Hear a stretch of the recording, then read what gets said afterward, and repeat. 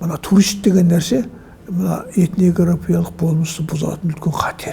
Бүркіт аң алу емес, шырға ұстауға бейімделіп қалды. Әлемде ұлттық спортын Қазақстан сияқты жақсы дамытып келе жатқан ел жоқ деуге болады.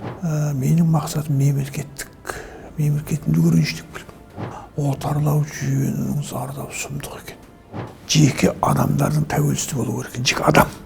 Тілдік отарлау ең қауіптісі. Беташар жаман. Ассалаумағалейкум, амандасу жаман. Ұлтшылдық рухани деңгейі мықты болса, ол ағартушылыққа айналады. Ал ұлтшылдық надан болса, ыдыратуға айналып кетеді. Мен адам еткен еңбек. Адам сыйлық дәметпей жұмыс істегенде ғана жол ашылады.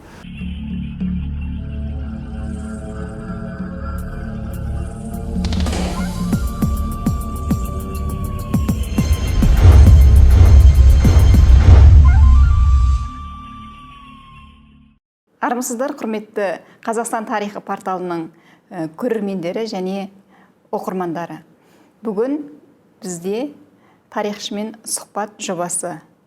Мен журналист Майгүл Сұлтан. Бүгінгі студиямыздың қонағы белгілі журналист, қаламгер, публицист, этнограф, ғалым Бекен Қайратұлы. Бекен аға, студиямызға қош келдіңіз. Ең алғашқы сұрақты осы жақында ғана жарық көрген Жамбату атты кітабыңыздан бастағым келіп отыр. Осы қазақтың дәстүрлі өнерін, әскери өнерін жазған осы кітабыңыз туралы, маңыздылығы туралы, мазмұны туралы қысқаша тоқталып өтіңізші. Рахмет. Жамбату, демек жамбыдан бастаймыз ғой. Жамбы деген не? Бұл көне түркі сөзі. Йомбу дейді. Қымбат, бағалы зат. Ал ол жамбының міндеті әрқилы. Бірінші сол жамбату деген сөз, сол жамбыны ағашқа ілік қойып, ішіне қымбат зат салып қойып.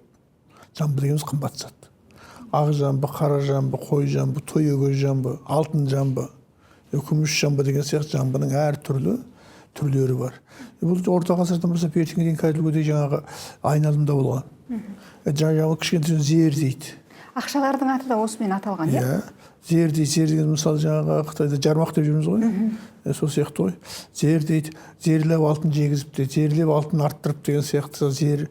Сол сияқты жамбының өзінің қазақи есіме түсіңкірмей отыр бөлімдер, бөлшектер және ағзаттар бар. Қазіргі жағдайда мынау жаңағы не бар ғой? Бізде археологиялық қазба жұмыстары кезінде алтындар табылады. Шашақты алтын табылады, құйма алтын. Бұның бәрі жамбы. Демек жамбы деген бұрынғы көшпенділердің өмір сүру дағдысындағы барлық экономикалық, рухани, социал жауынгерлік міндетін атқарып тұрған ұстыны. Ал жамбатуға тоқтайық. Жамбату былай. Ал ол жамбатудың мысалы жерде биік бағанаға қымбат зат қойып қойды. Қымбат зат дорбақшылық қойды. Оғы тиген мерген алады. Бір. Екінші, Қазақта жаңа кітапта жазылып оқ оздыру деген дәстүр бар. Оқ оздыру. Былайша былай орындалады. Бір садақ бойын барлық мерген атуға болады. Және әр мерген өз садағын атуға болады. Бір садақ жаңағы оны мемлекеттік садақ дейді, ол патшаның ордасында тұрады. Дархан садақ дейді. Өйткені оны жігіттің жігіт тартылады. Шетелден елшілер келгенде соның ішінде садақшы мерген келеді. Ол тартып соны көреді. Тек қана тартуының өзі 80 килограмм мынандай жаңағы қуатпен тартылады. Садақтың адырнасын тарту. Бұл ешқанда бұл жаңағы дархан садақ адам зат емес, жаңағы мергендердің күш қуатын сынайтын өлшем. Сонымен жаңа атып көреді бәрі, атып көреді, әркім өз салматын көреді. Менікі 100 метрге түсті. Анакі 200 метрге түсті. Анакі 180-ге түсті. Ең ұзақ жебе түсірген, жебе жарыстырған адамды, оқ оздырған адамды қайтеді? Ол жамбымен сыйлайды. Бір сол сияқты ана Көкшетау поэмасы бар Сәкен Сейфуллиннің. Сол кезінде оқ жетпес дейді. Оқ жетпес деген оқ жетпей жатқан жоқ па? Не қалай? Оқ жетпесің басына қызыл орамал ұстап қалмақтың қызы тұр дейді. Қызыл орамал кімнің оғы жетеді? Сол қызды алсын дейді. Сөйтіп қайтеді. Қалай сурет дейді. Тасырлатып аттар шапты дейді. Бұрқыратып садақ атылды дейді. Көрініп жаңа батырлар келді дейді. Бірақ ешкімнің оғы жетпеді. сөйтіп оқ жетпес атандана биік тау. Сол сияқты бұл оқ жетпес емес, бұл оқ оздыру, оқ шаштыру. Қайталай? Тіке аспанға қарай. Ол жамбы, мына жамбы емес, жалпы жамбы деген садақ атудың өнердің биік деңгейі жоқ. Сол өлшемі сол сыйлар негізі. Сый. Ал жамбы ату құн төлеуге беруге болады. Қыздың жасауына беруге болады. Бірінші жыл атқа да береді. 9 жамбы, 10 жамбы, қара жамбы дейді. Жамбы басқан 1-9 дейді. Мысалы, Бөгенбаевтың Жамбыгер деген аты болған. Жамбыға сатып алған. Атақты. Демек қайтеді, ат деген батырдың, ат деген сайыстың аты, соғысқа. Ол шабысқа емес. Сайысқандығының маневрісі жақсы, жауға қолға түсірмейді, найза сілтеуіңе, қылышқа шауыңа ыңғайланып береді. Секіргенде өзіңнен бір жауының атына шабады. Үйретілген ат қой. Жамбыгер деген сөз үлкен жамбыға сатып алғандығын айтылады. Демек, сол жамбы дегеніміз негізі жалпы бұл жерде мынандай нәрсе бар. Мына қазақтың жалпы тұрмысында жауынгерлік өнер деген бар. Жауынгерлердің ішінде мергендік өнер деген бар. Мергендік өнер жамбы ату деген соның 10-ақ пайызы. Оның өзі бір кітап болып отыр. Демек қалай, мергендік өнер тек жамбы атумен өлшенбейді. Бұның жаңағы сыр найза лақтыруға болады.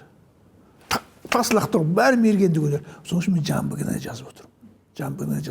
Екінші, жамбының ішінде жаңағы оқ оздыру дедім ғой. Сол сияқты бұл мергендік өнерді сынайды деп отырмын. Соның енді түрлерін айтайық. Мысалы, сұр ату деген бар. Қайысты сұр дейді. Өйткені шеке қайысты илек қояды, алысқа қойып қояды, атады. Соны тигізген сұр мерген дейді. Оны қандай оқпен атады? Оның артасының оғы бар, ұзын оқпен атады. Сайгез оқ дейді оны. Оқтың түрлері. Демек, жаңа айттым ғой, әркім жаңа мен 100 км атамын, сен 50 метрге атасың, жаңа ғана Алтынбек 150-ге атады, Ерболат 140-ға атады дедік қой. Сол шеп жейеді енді. Жау келе жетір. Ең бірінші 180-ге ататындар шығады. Олар артына кетеді, 120 шығады. Неге? Ана ататын оқ жауға тигенде өлтіретіндей ана энергиясын түсірмеу керек. Сондықтан бұл мергендік өнердің шеп жаю, былайша тактикалық болмысы жаңағы. Енді мынандай нәрсе бар. Кітаптың ішінде бұл кітап жазу барысында нені аңғардың дегенде жалпы қазақтың садақ. Қазақ садақ деген қандай садақ? Көшпенділердің садақ қандай садақ? Демек, жалпы көшпенділер садақ құл заманда осыдан 2000 жыл бұрын пайда болған. Неге садақ тұз ағаш деп ойлайды? Ағаш емес садақ. Ағаш өзегі. Сыртында тарамыспен қаптайды. Ішін мүйізбен қаптайды. Мүйіз астарлы тарамыс дәртелі садақ дейді. Садақ ағыт жібергенде айланып басып былай кеп тұрады. Оны белге байласып жүре береді. Белге садақ байланып бектер мінген құрат дейді. Ондай садақтар бар ма қазір? Бәрі, қазіргінің бәрі жоқ. Бұл емес, бұрынғы садақтар айтып тұрмын. Мысалы, осындай садақ әлемде жаңағы бір 9 бұл сондай табылды. 2000 жыл бұрынғы садақ. Садақ деген садақтың ағашы қалмайды. Қазғанда сүйектер жетеді. Оның бесеуі жаңағы Байкал, Замир деген жаңа ауыл, Забайкал деп айтамыз ғой. Қазақша қалай? Байкал көл алқабынан табылды. Одан кейін жалпы құн садақ ғой. Одан Монғолия жерінен табылды деген сияқты. Бұл садақтарды жаңғыртты. Құнсы қайта жаңғыртты. Қазір Монғолияда барлық этникалық ұлттық жарыстар осы садақпен өтеді. Ана садақ кіргізбейді. Ал қазіргі әлемдегі садақ екі түрлі. Тұрып ату, ат үсті деп бөлінеді. Атпен шауып келе жатыр. Ат үсті және жерде деп бөлінеді. Мысалы, сол екі түрінен де мына көшпенділерде жарыс өтті. Сол тұрып атудан 81 мемлекет келді. Ат үсті салудан 22 мемлекет келді. Демек, ана жетісін ат баптайсың, ат ұстайсың деген сияқты әңгіме көп, міндет тұрып ата бересің. Демек, қатты дамып келе жатыр деген сөз. Түсініңіз ба? Өте дамып келе жатыр деген сөз. Енді бұның негізі қалыптасқан бұл жерде былай. Бұның стиль дегендер болады. Мысалы, мен мықтымын ба? Корей стилін шығарамын. Венгр стилі, мажар стилі бар. Яғни әрі өзіне бейімдейді. Бейімдеген өздері әкеледі, қосады да сонымен жарыс өткізеді. Былай айтқанда, кім мықты соныкі алынады. Соған біз жамбы ату стилін қосып жатырмыз. Көшпенділерді қосылды.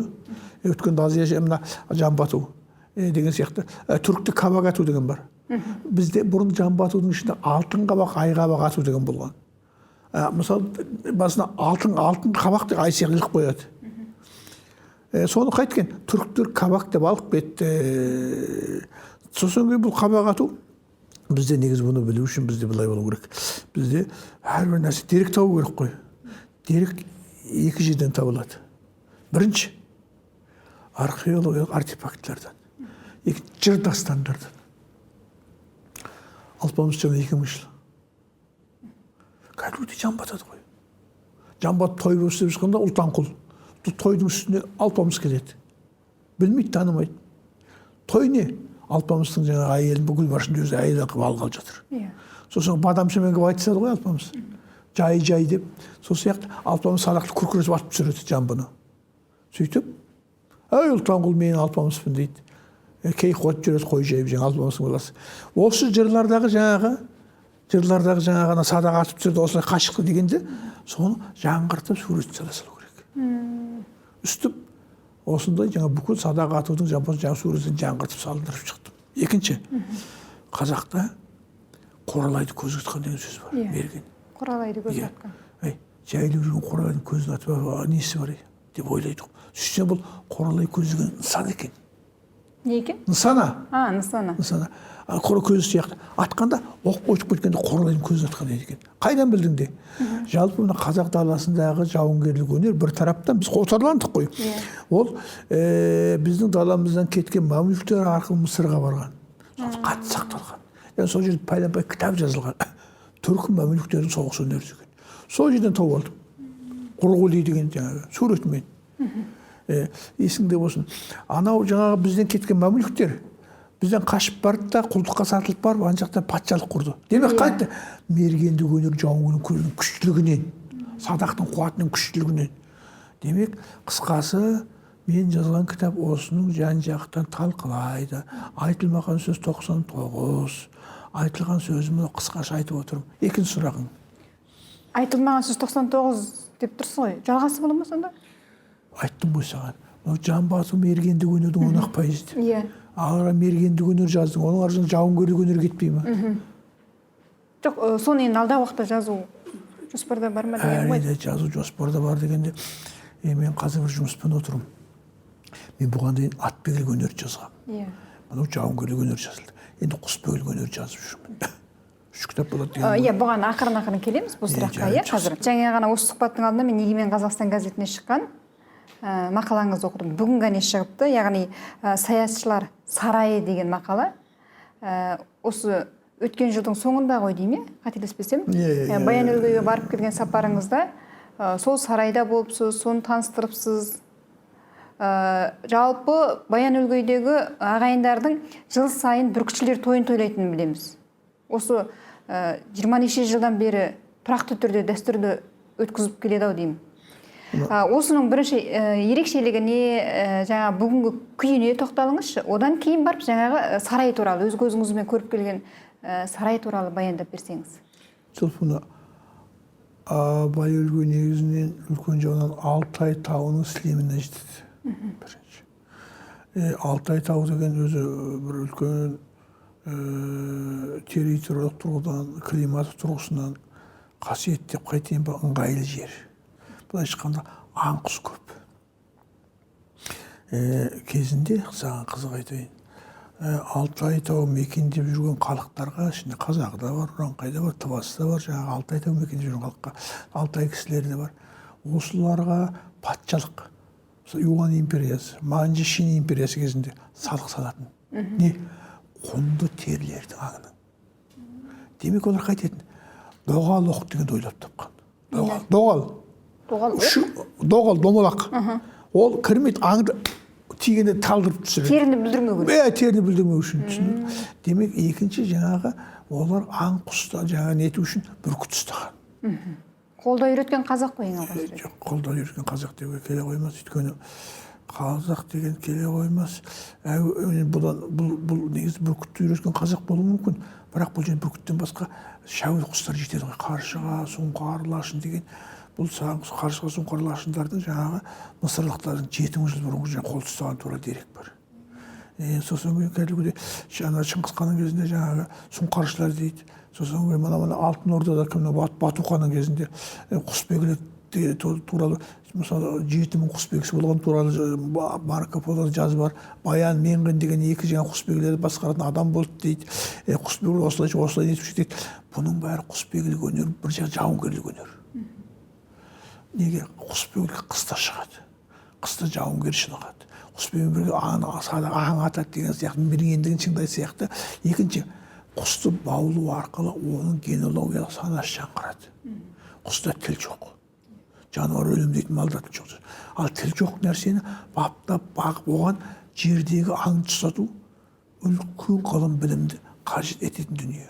Осы бай өлкеде сақталған. Жақсылығынан емес, сыртқы қуат күштің болмауынан және халықтың құмарлығынан. Бай өлкеде Монғолия қазақтарында мынандай сөз бар: адамды кекетіп айтқанда іргесіне құс саңғымаған сорлы дейді. Демек, ол енді бүркіттің енді қандай түрі, ана мынау бүркітті баптап, оның енді үлкен ілім. Осыны білген халық баптап жатыр. Деген әлемде қазір ең көп бүркіт ұстап отырған бай өлкенің халқы. Жалпы бүркіт өзінен қазақтар бүркіт өзінен өздігінен жалпы мына орнитологияда төртке бөлінеді. Бірі су бүркіт дегендері бар. Одан кейін дала бүркіт деген бар, шөл бүркіт деген бар, тау бүркіт деген бар. Монғолиядағы Алтайға аталып тау бүркітін ұстайды. Тау бүркіт ішінен қаракер дейді, анау мұзболақ дейді, анау дейді, пәленбай сары дейді, бөліне береді. Сосын кейін бүркіттің еркегін сарша, поқатана деп айтады. Сосын кейін тағы бір аты бар демейді, саршаның жанында. Осы сияқты. Сосын ұрғашыларын ұябасар дейді. Сосын осылай. Бұл жаңағы, бұл енді мынау нарықтың заманы ашылды. Терезе кеңейді. Сосын әлі қандай болды. Оның үшін Монғолия әлемге шығатын бір демекір қақпа болды. Әлі көрді де бүркітті түсіре берді. Айшолпанның жаңағы былай шыққанда әлемге шығуы аналардың насихаты.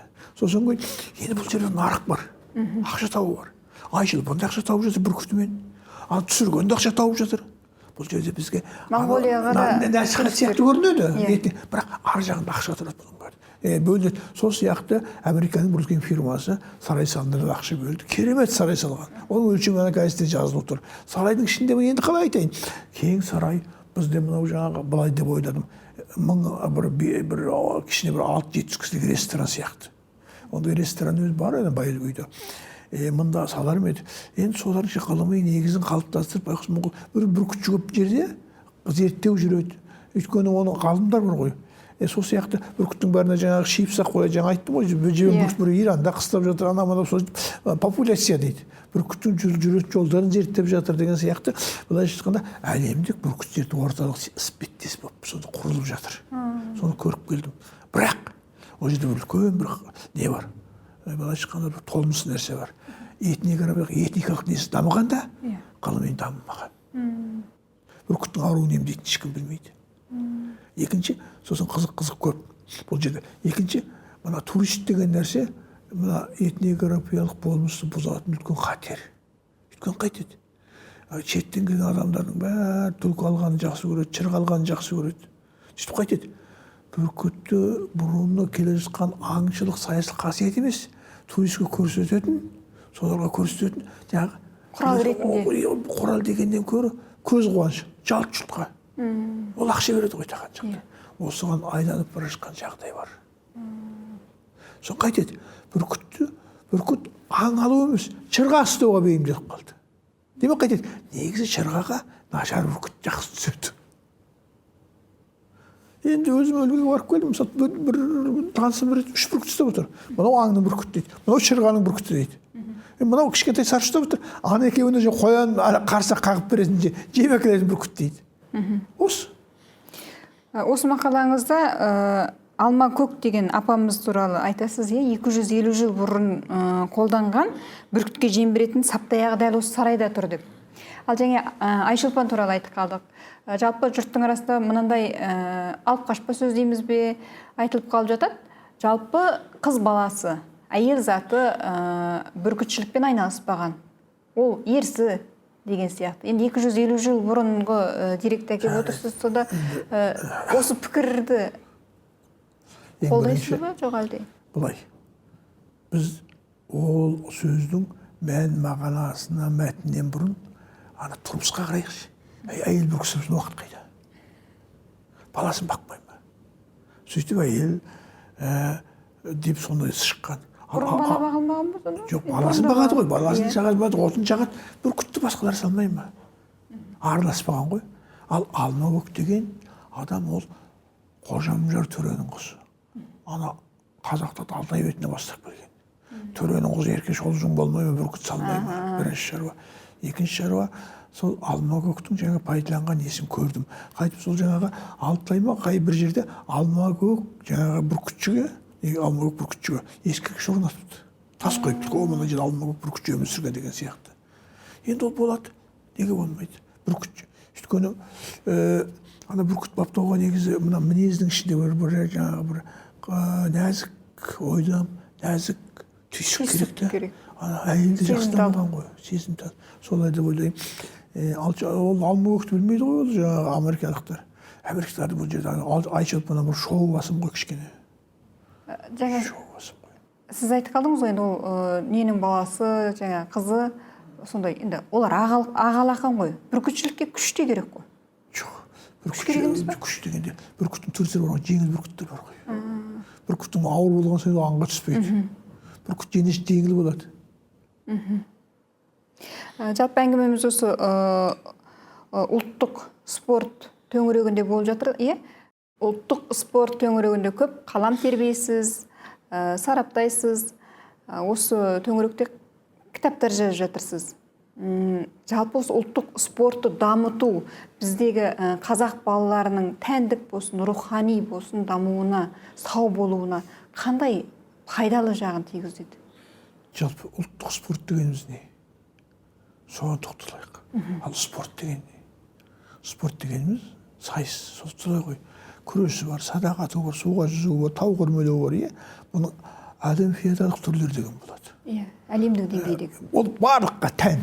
Ортақ. Ортақ. Екінші арнайы спорттар деген болады. Жиекстау, самбо күресі деген сияқты.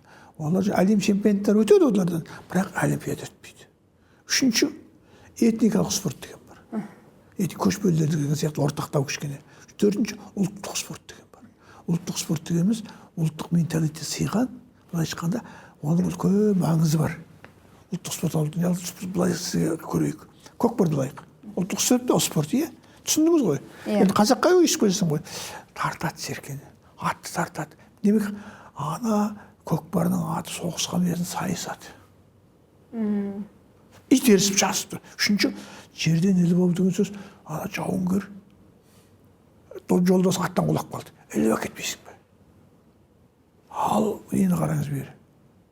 Теңгілуді. Оғың тосып қалды. Тарс, жерден садақтың оғын іліп кетпейсің бе? Басқа қандай спорт бар? Ұлттық спорттан айта беріңіз. Сонда кезінде соғысқа тәрбиеленді, жауынгерлікке тәрбиеленді. Қазір біз балаларды қандай тәрбиеленді? Енді айтайын. Демек қандай? Күнде соғыс болмайды ғой. Иә. Соғыс жоқ. Бейбіт кезде қарны шығып семіріп, былай шыққанда қыл сілтеуді білмей қалмасын деп шынықтырып отырған. Жаңағы жамбы осылар шынықтыру үшін берілетін сый. Ана бүркітке берілетін жаңа қызыл деген сияқты. Ал енді бұның бізге несі бар? Өйткені біз мына пайда болғалы бізде 2000-3000 жыл жаңағы өнердер пайда болды. Осыған халқымыздың генеалогиялық санасы, қуаты, гені, былай айтқанда болмыс соған сіңген. Біз отарланған халықпыз, жоғалтқан халықпыз. Сол отарлық кетіру үшін бұл ағартушылық сияқты, бұдан сол байырғы бастауына тарту үшін жасалу керек бұл. Оны керек бұл. Өйткені сенің жаңағы бабалар сөз дүстомдығыңда карт ойнау бар ма? Немесе не бар ма? Жаңағы сырғанақпен ойнау. Оның бәрі жаңа ғой. Сондықтан қажет. Байырғы бастауына қазақты ұмылдыру үшін ұлттық спорттар түрлендіру, өткізу керек. Және замана ойландырған дұрыс кішкене. Сосын бұның қайту керек. Жаңағы электронды түрін сосын деген сияқты заманауи енді ақыл ойлық тұрғызу, бұны қызықтырудың ең басы жамбы деген ата береді адам. Жамбы деген саған ақшаласың ғой. Сол сияқты жүлдеқор деген сияқты осының жаңағы мектептерде өткізуге болады ғой, садақ оздыруды. Бір садақпен. Осының құнды, осының керек. Демек, қазақ өзінің болмысына қайта айдану үшін әлемдік бәсекеде қабілетті болып, өзінің болмысын, өзінің тұлғасын ұстап қалу үшін, өз миымен ойлау үшін, орыстың емес, Европаның емес, сол керек. Ал енді осы қазіргі кезде ұлттық спорттың түрлері көп қой. Біздің елімізде қаншалықты өз деңгейінде сақталып, дәріптеліп дамып жатыр? Әлемде ұлттық спорттың Қазақстан сияқты жақсы дамытып келе жатқан ел жоқ деуге болады. Айтайық, басқа мемлекеттерде клуб ретінде дамиды. Мен клуб ашамын, садақ атушылардың. Мына жерде Моңғол бәрінде сол. Мемлекет ақша бөлмейді, ешқандай. Өйткені бұл олимпиадалық спорт емес. Олар қайтеді?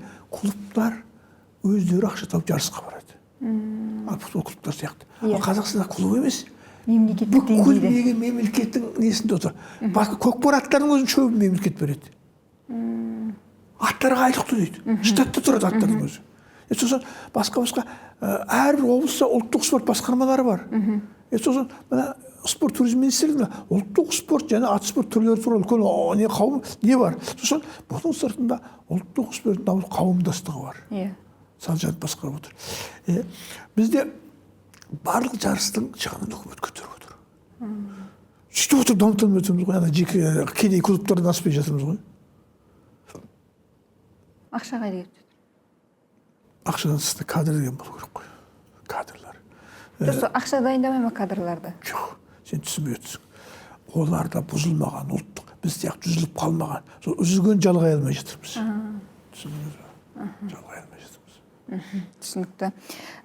Енді жаңа жамбату, осындай ұлттық спорт түрлеріне қатысты кітаптарыңыз шығып жатыр. Алдағы уақытта бір айтып қалдыңыз, құсбегілік өнер туралы бір еңбек дайындалып жатыр деп. Осыны бірнеше жылдан бері айтып келе жатырсыз? Оны дайындалып жатырмын. Бұған жаңағы Қазақстан құсбегілер федерациясы деген бар ғой. Иә. Соның президенті Берікуәли тарапынан қолдау. Осы Монғолияға сол үшін барып келдім. Екінші тараптан ұлттық спорт қауымдастығының ішінен ұлттық спорт зерттеу орталығы ашылып жатыр. Орталық, арнайы орталық. Ұлттық спорт зерттеу. Зерттегенде оның негізі ең бастысы, оның екі бағытта. Бірінші зерттеу, этнография. Үшіншісі методологиясы, әдістемесін жасау. Жасалған жоқ.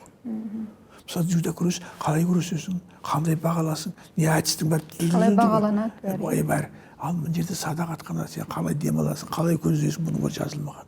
Сурет салынбаған. Осыны істеу екен. Сол былайша айтқанда методологиясын. Жалпы әрбір нәрсе әдістемелі құрал болмайынша, ол жабайы дамиды. Ортақ ереже болмайынша, ол әркім өзіне тартып кетеді. Сондықтан жаңағы ортақ ережені қалыптастыру үшін этнографиялық бастау керек. Бұны жаңғыртып әкеп, ереже қалыптасқаннан кейін ататын, сайысатын, жүгіретін әртүрлі әдістеме құралдар жасау керек. Осы орайда істеліп жатыр. Мен ғана жылқы туралы кітабым әдістемелік құрал ғой. Атты қалай баптайсың, қалай қоясың. Мынау сол түрде жазады, одан да болу керек. Екінші жаңағы ұлттық спорт қоры деп отырмын ғой.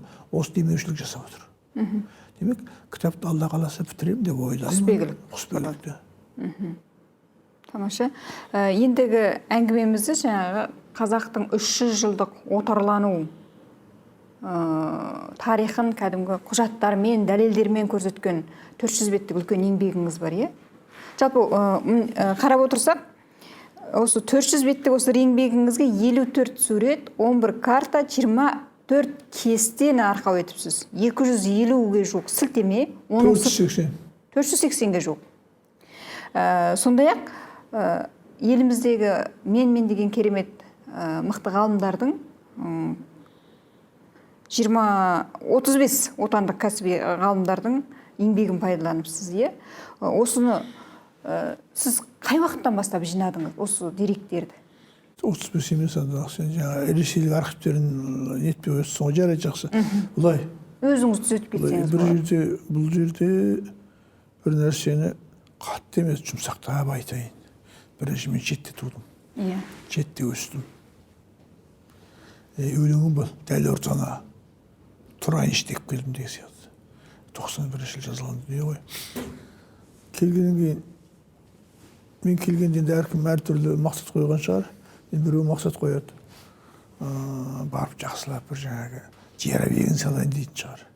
Біреу баламды оқытайын дейтін шығар. Біреу жаңағы Қазақстанның жаңағы экономика қуатын пайдаланып бизнес істейін дейтін шығар. Немесе жаңа шекарасы ашық ел ғой, шетелге шығып кетейін дейтін шығар. Менің мақсатым мемлекеттің үлгерейінші деп келдім. кесем шынды байқамаппын. Бұрын не қылып байқамаған білмеймін. Отарлау жүйенінің зардабы сұмдық екен. Қазір жаңа оралмандарға қатысты бір жаңа ыңғайсыз айтып отырсың ғой. Сол отарланудың сол салдары, соңғы салдары. Демек, бұл халықты тәуелсіздік деген нәрсе өзі былай. Тәуелсіздік деген нәрсе ол ауызекі тәуелсіздік бар да шынайы тәуелсіздік бар. Тәуелсіздік бүкте жүріпте отырлана береміз. Тыңдасайшы енді. Сонда былай. Біз тәуелсіздік деген нәрсені ана жаңағы үлкен биікте көкті желбіреп тұр ғой. Шекара бекітілді. Бұнымен бітпейді екен. Жеке адамдардың тәуелсіздігі болу керек. Жеке адам. Барлық адам тәуелсіз бір тас сияқты бір тау болуымыз екен жиналып. Бізде мемлекеттік тәуелсіздік бар да, жеке тұлғалық тәуелсіздік дамымай отыр. Демек қайда ағартушылық керек екен. Ағартушылық қандай ағартушылық? Қалай тәуелді болғанын түсіндіру керек екен халыққа. Осы мақсатта жазған кітап қой. 9 айдың ішінде жазылып шықты, артында тұр ғой. 9 ай. 9 ай ішінде. Ана аттың кітабы 5 айда жазылған. Негізі мен ойлаймын, оны біреуге айтам ба айтпайын ба білмеймін. Шын қолың алсаң әр нәрсені Құдай жолыңда ашып, ақпаратты жеткізіп беріп тұр деген бастысы Абай айтады ғой. Бір нәрсе қатты ғибратлан дейді. Ол өзінен өзі орындалады дейді. Сол сияқты жазылған кітап, бірақ соны халық түсінбау, ұқтау деп ойламаймын. Менің ол кітабым өзі шыққаннан кейін қараймын ғой.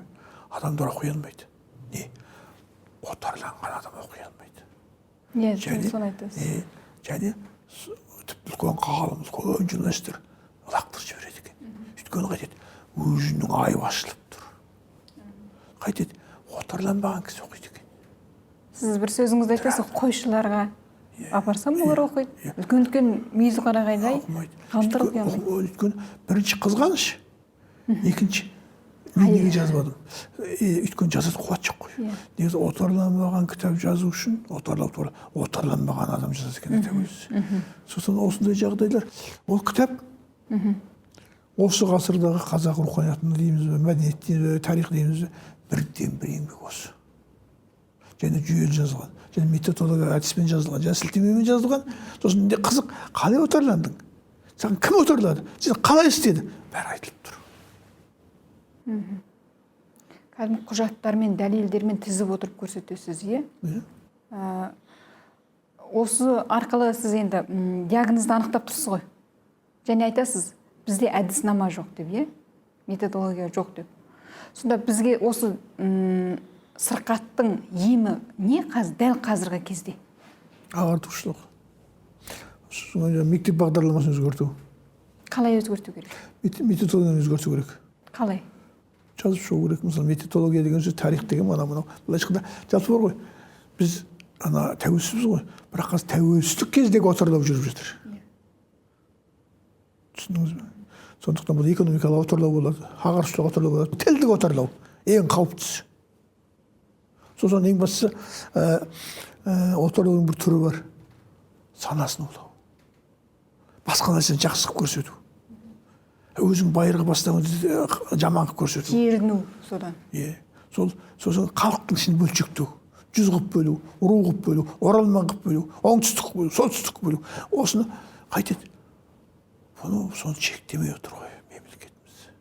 Шектемей отыр дегеннен гөрі, бұны жаңағы жоюға болады ғой. Мемлекет деген машина ғой. Сондықтан бұл жаңағы сыртқы күштер ғой. Істетіп отырған. Демек, біздің ішіміздегі мемлекеттік деңгейде идеология дұрыс жүрмей жатыр. Жүргізбей жатыр. Қамқор жоқ. Оны жүргізетін, енді сіз айтып отырсыз ғой, біз отарланып болдық. Мен айтайын сізге, мынау кетет білмеймін. Бүгінгі ден Ресейдің қасқабағын бағады. Ол отырып өзім ойлаймын. Бірақ менікі теріс тұрсын, әй дұрыс ау. Кезінде бізді Ресей отарласа, енді әлем отарлайын деп тұр ғой.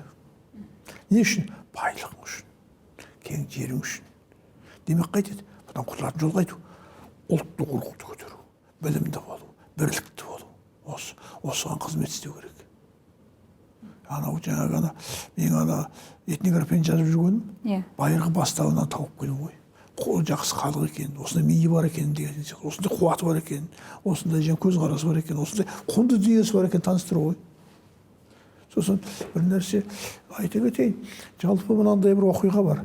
Жалпы совет заманында ескінің қалдығы деген сөз бар. Өзім ойлаймын, екі ретте ойлаймын, біреу 60-шы жылдар екен, бір деректен оқып қалдым, біреу 70-ші жылдар үлкен жиналыс болып, осында көздер бәрі қатысқан, үлкен жазушылардың бәрі қазақтың ескі қалдығының тізімін жасаған. Не?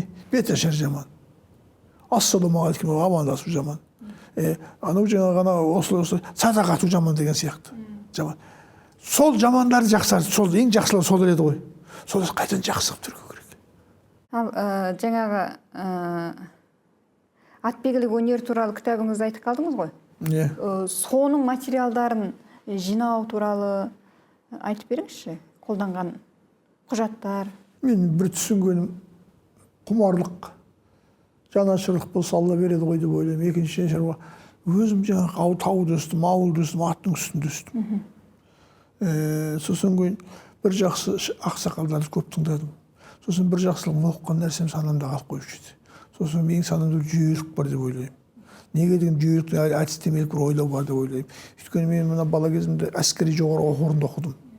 Соның ішінде жаңағы артиллерияға есептеу қисын. Мен мына жерде отырып есеп істеймін, 300 километр жердегі жауға мен жаңағы ракетаны оқ жіберемін. Сонда шеп деген болады, мына жақта 300 метр арасында 500 метр екі жақ шеп құрып жатыр. Мен 500 метр қателессем қайтеді, ана өзі әскеріме түседі. Сондықтан ең негізгі осындай есептеу жүйесі методология. Сол методология миыма қалыптасып қалған деп ойлаймын. Сол методология мынау біріншіге мынау, екіншіге мынау керек, мынау ізі мынау екен ғой. Мына жерде жүргөлеп кетемін да. Сол түйсікпен табамын да. Алланың берген қуаты. Халқыма негізі мен түйсікпен деп отырмын ғой. Негізі қазақта сұңғылалық қасиет деген болған. Біз осыны жоғалтып алдық. Неге? Қарап отырып біліп отырады. Бүйтіп қарап қана айтылады. Адамды бірден танитын көрдің ба? Ана балам, ана қызын келін қылып түсіріп ал, ат тез ана сала қой дейді. Бәрін көріп тұратын. Бұл жоғалады екен. Неден жоғалады дегенде, соның өзім қалай жоғалады деп ойлап сөйтсем, шариғатта жазып қойыпты. Бұны пироса дейді. Еврей, араб тілінде. Парасат деген сол пироса. Бұл харам жегеннен, өтірік айтқаннан, арақ ішкеннен жоғалады екен. Көрдің бе? Ауруға жеткен біздің. Енді бұның бәрін жоятын нәрсе не? Ислам қой. Исламды неге жамандап жатырмыз? Өйткені анық күнәдан айырылғымыз келмейді да. Күнә жоқ жерде адам өмір сүреді ғой. Жеңіл өмір сүреді. Бізді отарымыз осыған мәжбүр деді ғой. Құтылып кетпесін деп тағы да ойлатып жатыр жаңағы. Өз еркімен. Адамдарды. Өйткені жақсыны жаман қылып көрсету, жаманды жақсы қылып көрсету оп-оңай. Бұны идеология дейді. Ал жақсы. Жалпы енді ислам туралы да айтып қалып жатырсыз, иә, қазіргі кезде өзі мына қоғамда мынандай бір үрдіс қалыптасып кетті ғой.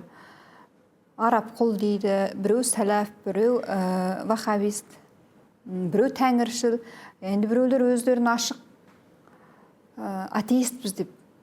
Осы әлеуметтік желілерде болсын, осындай бір бас қосуларда үлкен кісілермен отырсаңыз да бір ерленіп айтып отырады соның бәрін. Бұл біздің қоғамға, ұлтқа төнген қауіп деп есептейсіз бе? Ең үлкен қауіп осы. Жаңа мен айттым ғой, бірлік. Үш нәрсе айттым ғой. Ұлт болу үшін қажет. Соны бірлік етіп жатыр жүрді. Бөлініп. Бұл жаңағы бірлік жаңағы жүз болып, ұру болып бөлінбейміз. Енді кәдімгідей ақидалық бөліну. Бұның өз жүйелі жоқ. Адам үлкен жаңағы приса, жаңағы ақыл парасат білмеген сайын аз ақыл адамды шындығып жібереді. Қазақта бар. Чолақ белсенді дейді. Чал оққанда ел білдіреді дейді. Чал оқу деген сөз бетін қалқып оқитын соны дұрыс деп көреді. Біздің ең үлкен қателік, өзі мынандай нәрсе біледі, ол әлемдік ақиқатты түсін сол үшін күреседі. Ең жаман жері, мына ұлтшылдық деген бар қазақта. Ұлтшылдық рухани деңгейі мықты болса, ол ағартушылыққа айналады. Ал ұлтшылдық надан болса, ыдыратуға айналып кетеді жаңағы. Демек қалай? Негізі бұл осы көп ойландым. Соңғы бір 2 жыл пайда болды. Бұл жақта дінге қарсы айтып жатыр. Бұл негізі болашағы жоқ құйын деген халықтың әрекеті. Өйткені ол дінге тіл тигізу деген сөз, ол Аллаға тіл тигізу ғой. Алланың қаһар деген бар ғой. Демек, енді есіме жиіп жатқанда бұл бір қиын нәрсе болды. Сосын кейін бір ойлап отырып, мен бір нәрсені байқадым. Пайғамбардың өмірін оқыдым. Қорбайын. Сонда пайғамбардың жаулары бар. Мынау сиқыршы дейді. Мынау оңбаған дейді. Мынау айтқаның бар өзі ел бүлдіруші дейді. Сөйтіп, ол жаулары мына жақта жаңағы Әбу Лахаб деген кісінің жауы бар. Мына жақта жаңағы аты кім еді? Жахил деген кісі жауы бар. Мына жерде Халяб деген жаулар бар. Солар неге жау? Олар идеологиямен жау. Өйткені мына санасында неге сен біздің дінімізді жоққа шығарып, біз ата-бабамыздың дінін неге жоққа шығарасың дейді ғой. Сол Әбу Лахабтың, сол жаңағы Әбу Жахилдің, Халябтың адамдар ұрпағы күні бүгінгі ақыр заманға дейін тірі, және сол күресімен өтеді екен. Түсіндім. Және осылармен төтеп беру арқылы, осылармен күрес, сен дінге қызмет істейтін саған сынақ екен. Басқа түк емес. Өйткені Алла мүдделі емес. Қазақты бәрін қырылып қалсаң да, жер жойылып кетсін мүдделі емес. Не демек қайтеді? Біздің ішіміздегі бір-бірімізге сынақ діннен келіп жатыр. Есіңде болсын, мынау таң қалам. Совет Одақ орнап шыққанда, мына орнаған кезде Ленин санап көрсе, 194 халық бар екен ұлт. Жеке этнос. Құлағанда 100 ғана қалды. 50% жоғалып кетті. Енді соның ішінде қазақ қалдық қой. Енді дін пәленбай дін бар екен. Мысалы жаңағы католик бір католикше пәленбай бар екен. Тармақтау сонда. Діннің ішінде өзінде де болған. Мысалы далалық мұсылман болды, зерттейді ғой шоқан. Мысалы жақта жаңағы Қалия медресі бар, мына жақта Қазанда бар, ана жақта Бұхарада медресі, Мұхалардағы жаңағы Мәтхалиттер дейміз ба, жаңағы Мәтүриди дейміз, оның несі бар. Сосын Келіптегі Шейханың несі бар. Бұлар не істейміз дейді ғой. Қайсысын дамытамыз, мемлекетті жоқ керек жоқ, бәрін жоғалтайық дейді. Өйткені дін тұрған жерде мемлекет тұрмайды екен дейді. Сөйтіп қайтеді, сыпырып тастайды да идеологияны діннің негізінде құрады. Оқы, және оқы. Қарттарға көмек, пионерлер ана су әкеп беретін. Соны қайтеді, діннің өзін тәрбие, атын айтып идеология айналып жүрген ғой. Сол сияқты ана заман өзгеріп, бүйтіп өзгеріп тұрады өзі. Бұл өзі солай. Сосын екінші бір мен түсінгенім, мен жаңа халыққа осыны кейбір азаматтарға сен қойсаңшы, тәңір дегенде, сен дегенде жаңа надан ұлтшылдық дедім ғой. Өйткені бізді құтқан араб деп қояды тағы. Өзі жаңағы басқа дүние ғой, бізді құтқан арақ емес, арақ қой. Сонда мәселе жаңағы деп ойлайды да, сосын араб мен орыс салғастырып көрдім. Ықпалдан. Мен тек қана тілдік ықпалдан көрдім. Тілдік ықпалдан. Мысалы біздің мұғалім, дептер, қасиет, парасат. Тек жақсы сөздің бәрі араб парсыдан келген, әдебиет. Ал орыста тек боқтық сөз келген. Барлық біздің қазақтар ауыз еке былап сөздің бәрі сол тілден келген. Сонда қай халық мәдениеті деген тұрған жоқ болып жүрді. Түсіндіңіз бе? Осындай әңгіме. Сосын енді мен қазір дауласпайтын болдым. Өйткені қарап отырсам Құранда Әнбия деген сүре бар екен, 2-ші аятында. Сен надандармен дауласпа дейді. Олар Аллаға тіл тигізеді дейді. Ойластырған қалады дейді. Осы әңгіме. Осы жақында тарихшылар конгрессі өтті. 7 томдық президенттің тапсырмасымен қолға алынып жазылды дегендей. Бұлай да айтып жатыр тарихшылар. Осыған дейінгі оқытылып келген, жазылып келген тарихтың бәрі өтірік. Тыңнан жазу керек деп. Осыдан шықты ғой, осы 7 томдықтың бәрі. Сіздің ойыңызша, жаңағы отарланған халық ретінде шынымен де біз өз тарихымызды дұрыс жазып шыға аламыз ба? Дәл бүгінгі уақытқа келгенде. Бұл сөз бар. Жеңілген халықтың тарихын жеңімпаз жазады дейді. Кім жеңілді, кім жеңімпаз белгілі ғой. Енді соны қайта жаздырайық деп шыққан жоқпыз ба? Негізі. Оны өте күрделі мынау. Мен ана бұрынғы 5 томдықты оқып шықтым. Әдемі. Бәрі бар. Еш жазылған жоқ. Негізі бар ғой. бізде Масанов деген тарихшы болған, Нұрболат. Соның кейбір пікірі ұнайды. Ұнайды емес, шындық. Мен жерде ұнайды, атпаймын, өйткені бізде қалыптасқан түсінік бар да, шындық екеуі бөлек. Қалыптасқан түсінік пен шындық екеуі бөлек. Түсінік пен шындық екеуі бөлек. Понятие дейді. Осы түсінікпен жүріп келе жатырмыз. Түсінікпен. Соны енді шындыққа айландырайық деп айтамыз. Соңғы 500 жыл тарихымыз отардағы тарих қой. Сонда қай жерден қазақтың тарихында болмақсыз? Ал жақсы, осымен тоқтайық. Жоқ, тағы бір сұрағымды сұрайын. Ал жақсы. Жаңа сіз айттыңыз ғой. Сіз жас кезіңіздегі оқыған мамандығыңыздың өзі жаңа картография, иә? Офицер, артиллерист. Иә. Ойыңызда соған әбден икемделген. Бірақ мен өзім сізбен Егемен Қазақстан газетінде әріптес болған кезде сізге кез келген тақырыпты жаз десе, компьютеріңізді қатталып папка, файл, тақырып бойынша тұрады. Мен таңғалғанмын, шынымен де. Осындай бір ұқыптылық, жинақылық, және ойыңызда ғана емес, өміріңізде де қалыптасқанда, үйіңіздегі жұмыс істеуіңізді барып, үйіңіздегі кітапханаңызды көрген жоқпын, қалай орналастырылып қойылған. Менде кітап жоқ. Сұрайын дегенім, қазіргі жастарға, енді тарихшылар болсын, зерттеушілер болсын, жас журналистерге осындай бір жақсы әдетті қалыптастыру үшін бала күнінен нені бойына сіңдіру керек, не істеу керек, соны айтып беріңізші. Сонымен біз әңгімемізді аяқтайық. Маркстің сөзі бар. Адамды адам еткен еңбек деген. Өте дұрыс. Мен адам еткен еңбек. Жүйе. Сен еңбек еткен сайын даңғыл жол ашылып отырады. Кеңейіп отырады. Жалқы. Екінші, қайда не барын сезу, түсіну. Қайда не алып айтпесе, жаңағы қуылын түлкі қуған қасқыр сияқты тас-тасты тіттімескен үшін ашын өлмейсің ба? Қазіргі жастарда еңбекқорлық керек, сүйіспеншілік керек. Екінші, сүйіспеншілік өз қалпына, өз ұлтына жаңағы руханиятқа деген. Қазіргі жастарда олдай бар, көріп те жүрмін. Екінші, үлкен кемістігі қазіргі жастардың тез ақша табу. Шығармашылық жастардың кемістігі мақтанға құрылу, өзін әулие көрсету. Сосын ең үлкен кемістік қазіргі таңда мына әлеуметтік желі пайда болды ғой. Қазір заманда бір жастар үшін бір қасірет бар.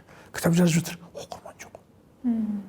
Бәрібір жаңа ескі кітаптарды оқиды, жастарды оқымайды. Өйткені қайтеді, ақырын көрсе, жаңағы білмеймін. Оқырман жоқ, қайтып бұла. Бірін-бір лаулап, бірін-бір көтеріп, мына жақтан осы ойбай деп ана әлеуметтік жер арқылы бір топтасып алғанда ұйлығып, бірін-бір мақтаудың жаңағы бір несін қалыптастырған, шаңырағын, өлкесін. Бұл жалған. 20 жігіт бір мақтап отыр. Керемет мынауың дейді. Сосын қайтеді. Осы керемет деген жалған мақтаумен өмір сүріп, негізгі істейтін шаруасына жете алмай, жолда қалатын түрі бар, болдырып. Екінші не? Бітті істейді. Мына мақтайды деп жаңағы отқа қақталған жаңағы жетім лақ сияқты маңырап тұрады. Осыдан құтылу керек. Адам сыйлық дәметпей жұмыс істегенде ғана жол ашылады. Мысалы, Лев Толстойға Нобель сыйлығын береді ғой. Осыны құтқара көрші, мынаны алмай-ақ қояйыншы, мынаны аяққа деп, осына хат жазады шведтегі. Жалғыз жақсылығым осы мынаны тоқтатшы деп. Сосын енді бұрынғы өткенің бір жаман емес қой. Ресейлік жаңағы армия бар ғой, кезіндегі жақсы армия, Ресейдің армиясын, патшалық Ресейдің. Сонда генеалогиялық мықты офицерлердің оны ұстан болған. Мен орден медаль алып, абыройымды қорлаған жоқпын деген. Көрдің бе? Сол сияқты әңгімелер ғой. Сондықтан мақтанға құрылып бара жатырмыз, мақтау сүйіп бара жатырмыз, Абай айтады. Әй бәрекелді деген келмейтін адам жоқ қой деп. Әй бәрекелді кетіп бара жатырмыз. Жеңіл жету, жеңіл мақтан. Сосын біз жағдайымыз да жаман емес қой, Аллаға шүкір. Есіңде осы пайдаланып айтайын. Біз мемлекетіміз жақсы мемлекет. Басқару жүйесі жақсы. Жамандап мақтады. Жоқ, жаман дегенде отарлықты айтып отырмын ғой. Отарлықтан кейінгі жақсы дұрыс. Неге деп себебін айтайын ба? Жалпы қазір біздің бәрі дүниеміз неше? Біз экономикаға, сосын тұрмысқа мән беріп жатырмыз ғой. Көп елден жақсы. Сондықтан қайту керек. Мына сол өміріне қанағат болу керек адамда. Шүкіршілік болу керек, шүкіршілік. Сенің бір сөзің бар еді ғой. Егеменнен күнде шығып бара жатқанда Аллаға шүкір айтамын. Кіріп бара жатқанда Аллаға шүкір айтамын деп. Есіңде ме? Иә. Әр баспалдақты басқан сайын дейтін. Шүкір айтамын. Мен де шүкір айтамын. Сондықтан біреуден кейін, біреуден ілгері өмір сүріп жатырмыз, Алмайгүл. Сондықтан әр қазақ менің жалғызым деген сияқты, әр қазақтың бойында шіркін мынандай қасиет болып болса, мен істемей кім істейді? Абай айтады. Абырой атақ дейді. Іздеп жүріп алсаң баянсыз дейді, зиян дейді. Өзі келсе баянды дейді. Жастарға айтарым осы.